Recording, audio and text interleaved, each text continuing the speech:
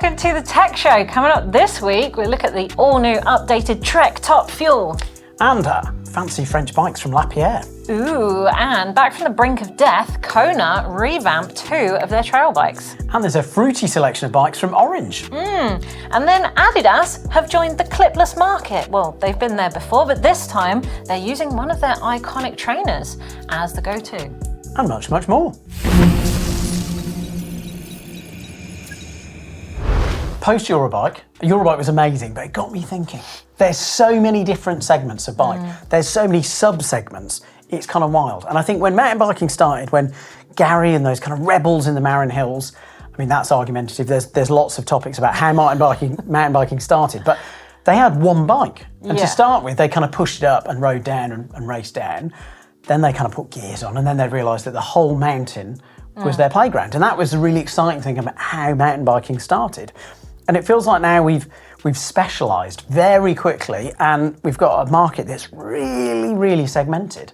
And maybe that's for the better, or maybe it's not. I mean, I wrote down just a couple of different Genres, sub-genres of mountain biking, yeah. So we've got flat bar gravel. Is that a genre?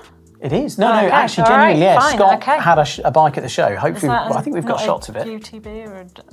No. Never mind. So yeah, we've got cross country, the classic. We've got cross country marathon. Yeah. We've got down country. We've got trail. That's a whole topic in itself. We've got all mountain, free ride. All mountain still exists, does it? It does. Just enduro? Well, but if you're not racing enduro, then it's just all mountain. Okay. Yeah. Then you've got super enduro. Yeah, big travel. Yeah. Then you've got free ride. Then you've got park. Then you've got DH. Park. If I've missed any of them out, I haven't tried to upset you. Please just put it in the comments below. But it got me thinking, do we have too many segments? This is kind of heresy within the bike industry to say it out loud. But is it time now to go back to just one bike that can do it all? Well, I mean, I must say, I do romanticise about having one bike in the garage and only looking after that one, you know, being a specialist on that bike. There's a lot to be said for having just one bike and being really comfortable with it.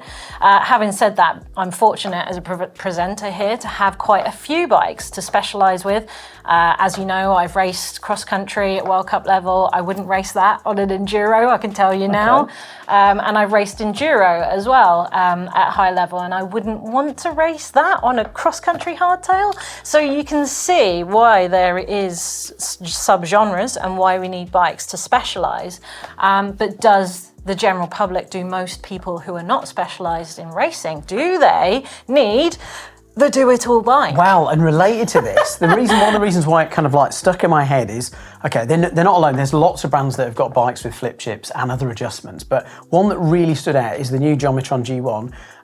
Nikolai have got one that's very, very similar.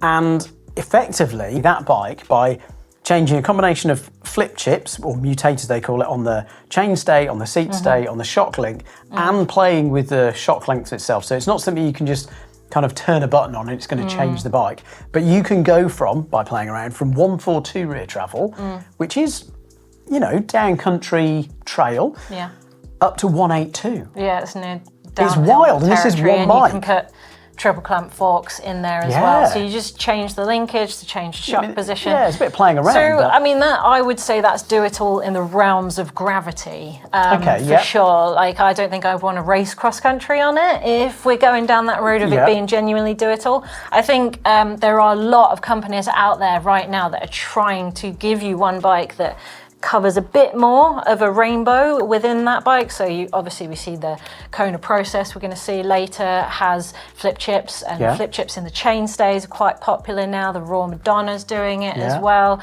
The new Rocky Mountain Altitude, like I could list off loads that are putting chips everywhere on the bike, and headset cups as well. Exactly. I think the only one that I've seen that is genuinely doing a do-it-all bike that could really span mountain biking has been Starling with their recent Mini Murmur, because they brought out a steel frame. Now basically you can change the linkage to change the shock and change the rear end so that it will go from a downcountry to the Murmur, which is their trail bike, and then up to a Mega Murmur as well, which is their sort of super enduro bike. So that does literally transcend most of mountain biking. But Owen, are we really going to be changing the rear swing arms on our bikes and messing with different shocks and changing forks just to go out on the trail bike at the weekend and then switch it over for a down country the next day? You see, I think you're asking genuinely the wrong person because I almost enjoy working on a bike as much as I ride it. Really, it's so much fun. So I'm the wrong person to ask. Maybe. But you're right. I think the idea to a degree, or this, as you've said, romantic idea of one bike that can do it all, it is one bike. It's not, actually, I'll just go and change the back end and the linkage and the flip chip. And like you're changing basically half the bike. But it's interesting. What do you think? Obviously, we've got very nice bikes to play with, but do you have just one trail bike? If so, what is it? Are you kind of crossing from, XC marathon to enduro? What are you doing on your bikes? Is there room for just one bike? Let us know down in the comments below. Okay, we didn't know this is coming. This is very exciting. This is the Lapierre Spicy. So we saw the Zesty, and it's moved up from kind of 140 trail bike, and it's moved up to 150. And I think maybe I was alone in thinking, I thought, all right, that's kind of interesting. Lapierre have decided not to do a wild enduro bike. They're just kind of a nice trail bike that can sort of do it all. Bit like what we were saying. But no, I was completely wrong. And yeah, Lapierre have launched this wild bike. And I say wild, it doesn't look that wild until you start to really look at parts of the bike. And the thing that stands out for me is the fact that it's got a high pivot setup with an idler, all very on trend, but you can remove that. You can reposition the main pivot and change the linkage. You have to change your chain length as well and make it into, a completely different bike. All in one bike. You can run, I think stock, they only come as 29, but you can run it as mixed wheel size, or maybe it's vice versa. It's 174mm rear travel, 180 up front, through headset cable routing or internal down the down tube. It's got down tube storage. I think the big standout is it's got co-development from Isabeau Courdurier. There you go. Who is just an enduro phenomenon. And some bloke called Nico Vullios. Apparently he's all right. Heard of him. Apparently all right on a DH bike. And speaking of DH bikes, 63.5 degree head angle. That's a downhill bike. Yeah. Wow, enduro maybe. So it's a rather spicy trail bike, isn't it? Boom, there you go. So you can change the high pivot to low pivot. It's very clever. It takes a bit of faff, so it's not just a trail side switch. But I think it could be really fun. If you're a really nerdy racer and you're looking to get the most out of a bike for different tracks and different locations, brilliant. Pricing is a little bit confusing. In the UK, we start with a 7.9 model at 5,794. In Europe, they start with a 6.9 model and it starts at 5,499 euros. Are you keen on high pivot bikes? Is this an interesting bike? Would you get it and play with it? Let us know. Well, I'm going to one-up you with your do-it-all trail bike spicy there, because the new Trek Top Fuel is also got a flip chip in it, and they say they've redesigned it from the ground up, and it does look quite, well, it looks like the fuel that we are familiar with, but it's quite different. Now you have the ability to change the wheel sizes, so you can go from 29 to mixed wheel if you want to. The bikes come as standard with a 120mm rear shock, although you can change that to a 130 if you want to. And they're saying, although the bikes do come as standard with a 130 fork, that you can actually pair it with a 120 or a 130 or a 140. So is this a do-it-all bike? That could be for some, yeah. So you can pair it with some light parts and a 120 fork, make it down country, or you can boost it up to 130 with a 140 fork and make it more trail. Now, this is coming with a 65.5 degree head angle. It has this nifty four-way switch in where the shock attaches to the frame, which allows you to change the progressivity and the geometry. So there's 4 options. You can have low geometry, high geometry, as we've usually seen, but also being able to change the progressivity of the suspension as well, giving you 4 different options. So there's 8 build options on this bike, starting with an aluminium frame at $2,700, and that is for a full build, not just frame only. And that will go up to $10,500 for the carbon top spec with Eagle T-Type. And they'll be coming in 5 different sizes, from small to extra large. large. And as we've seen with many updates to new bikes, we will be getting frame storage and some bits in our head tube. And that doesn't sound like something we want, but I'm pretty sure it's a very useful tool for you to access in your steer tube. Yeah, no, it looks really good. Lots of, good side run as well, which is always really impressive. Back almost from the dead is Kona, and they've brought out not one new bike, but two new bikes. Potentially they were already ready, but yeah, Process 153 and Process 134. So the 153 gets a new carbon and new alloy frames. So the small comes stock with 275 rear. All the other sizes come with 29, but you can run all of them, apart from small, because it is MX already, but with MX wheel size. As the name suggests, still sticking with 153mm of rear travel. Now UDH compatible, so you can put T-type on there. Air and coil friendly kinematics, which I think is really nice. So they've also got a shorter seat tube on the bike, so it's for more dropper insertion, so you can get a longer drop seat post in there. But it also means you've got more standover height, so it's quite a nice feature. Water bottle clearance in the frame, so that's quite nice. You can actually run one. It's also got tool mounts on the top tube, so that's a nice detail. The carbon frames feature fully guided internal, and they've spent a lot of time developing it, so you can run it moto, sort of like UK style, and Australian and a few other countries, or US or rest of the planet style, so which side your brakes go in. The aluminiums are fully external cables, apart from your dropper post. Yeah, I think that's all really nice. The other thing that's a good detail is that all the processes, so the 153 and the 134, all use stock bearing, which is easier said than done, I think, for most brands. Aggressive, fairly normal these days, head angle 64.5, and then the seat angle is 76.9. Reach runs on the small from 430 up to 515 on the XL, so quite a big range. The 134 gets an update too. There's two carbon frames and two in aluminium. Effectively, both new frames are all new. As the name suggests, 134mm rear travel, revised suspension kinematics, words for a true nerd, apparently it makes it more capable. Head angle is 65.5 and the seat angle is 76.9, which is effectively the same as the longer travel bike. And the reach is really similar as well. So interesting new bikes from a not dead brand.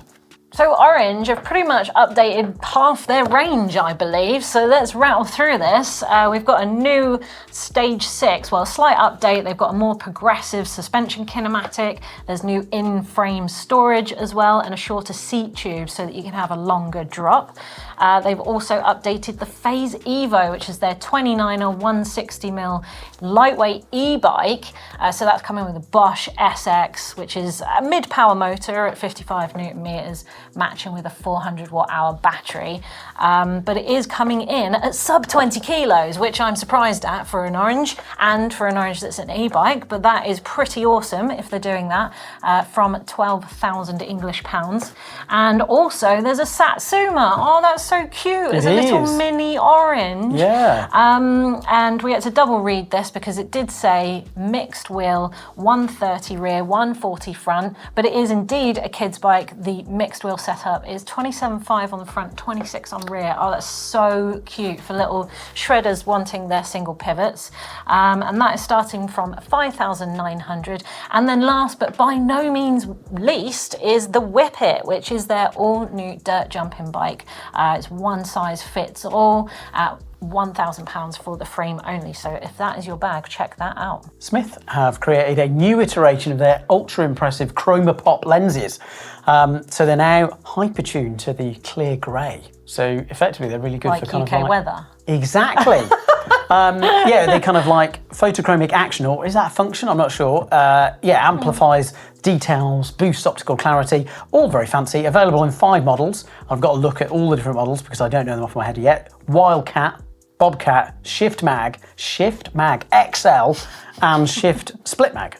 Starting from $245 US. Pretty good. So Wolftooth have released a new dropper, so it's a version 2 of their Rev, the Rev 2. Yeah, and it's apparently the longest dropper in the world. Well, they've beaten one up by 2 mil. Hey, 2 mil is 2 mil. It is 242 mils for the longest drop, although it is available in 4 travel sizes, so you can get it for a 125, a 160, a 200, or the big 242. So that's a huge drop, but But also, you covered under that wolf tooth right to repair, similar as the previous one, which I think you know a bit more about. Yeah, I mean, it's a clever system where Wolf Tooth make a lot of their own stuff, and lots of it's kind of machined metal bits. And yeah, if you break, part of it, if you kind of damage a dropper post lever, opposed to going, oh yeah, we'll just send you the whole thing, you'll just get the bit that's broken, which is really quite nice. And related to that, this Rev 2 has got nicer internals. I think it's 25% smoother. I know that's kind of like a quantitative thing, and how do you feel it?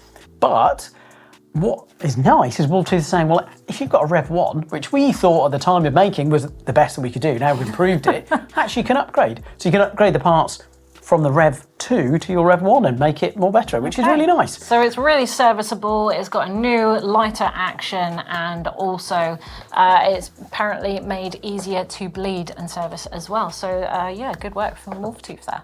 Finally, for the fashionistas out there, very exciting, Adidas Velo Stan shoe. What is that, Owen? Well, they've got an iconic shoe called the Stan Smith, famous tennis player. I just have to look him up. Didn't realise he played tennis. Yeah, Velo Samba, they introduced maybe 2 years ago, which was like a clip version of a kind of street shoe. Well, they've done the same for this iconic shoe. Yeah, I think it's really fun. It's out there, it's I know people available. who still ride in Sambas, to be honest, but as flats. I can't imagine them being a clipless shoe. Well, they do it as well. Yeah. Whatever, let us know down in the comments below. Would you run proper sneakers like this with clips in? Quiz time! Yeah, last week we asked who or what was legendary Gary Fisher's first bike brand. And yeah, lots of you got the answer right. The answer, of course, was mountain bikes. No space. Yeah, all of you have won pride points. They're all up there. Didn't he try to patent that word so that we didn't use it as mountain bikes? Yeah, him and Charlie Kelly did get a patent on it. Oh, he did. They did. Yeah, they did, not but patent, they're but a registered like, I think trademark. Yeah, but unfortunately, the trademark lawyer that they used was crap, so they lost it. Useless geek fact: he also trademarked Marin for Marin mountain bikes, and yeah, sold it for an undisclosed amount. Winners on the screen here. Well done, all of you guys who knew that. Yeah, and another good question for you this week. So, Kona bikes, we mentioned. What state are they originally from? Pride points only, but let us know in the comments below. Is it comments time? It is, yeah, comments excellent. time. Yeah. Let's see what the people have to say. Yeah, this is from the last tech show, which was from Eurobike, which feels many, many moons ago, but it was only just last week. You've slept a lot since then. No, probably not enough actually. No, my Garmin still says I need to sleep more. Don't know why. Great comment here. This is from Crankshot TV 8141. Hot new standard for valves and universal derailleur hangers. Yeah, agreed. Yeah. Really? Yeah, I think those are good things. Those are hot. Okay, all right, they're hot, yeah. Not hot for him is wireless-only bikes and headset-routed cables. Mick Blast says, good to see Tom Holland's slow older brother has found employment. Is he referring to you? I mean, Are you Tom Holland? Let's not, just keep it on the quiet. Tom Holland's keep it quiet. brother. No. AFV 85. Catchy. Yep. SKS have done a click valve adapter. Correct. And quite a lot of other brands. I think when I chatted to Schwalbe, I think they'd got 10 other brands out there already. So yeah, people are complaining that they'll have to cut the old one off and all of these things. But there is an adapter that just plugs into your old pump. Are we talking about the new muffled click valves? No, we're talking about we're talking about the Schwalbe click valve. Right. New valve. Oh, another one. Yeah, all of the really valves nice. Coming out. Yeah. Okay. No, this one's the actual connection is completely different. Where the muck-off one is kind of like using a ball joint, but effectively it's still Presta. This one is all new. It looked quite clever actually. It'd be interesting to see how it goes. And then I Am Link 5 says my first proper mountain bike was a Gary Fisher in 1996. Nice. Yeah, I recently saw the first full suspension in the Marin Museum. You did, It looked lush, actually. Yeah. That totally linkage. totally paved the way for bikes of nowadays, way ahead of its time. Anyway, speaking of ahead of our time, we're going to be talking about this weekend. What do we got this weekend? I believe it's a double U, isn't it? It is. Me and Owen. Tom Holland's older brother are doing how to secure your bike in town. Excellent. And also how to bleed your haze brakes. Nice. Yeah, very nice. Nice work.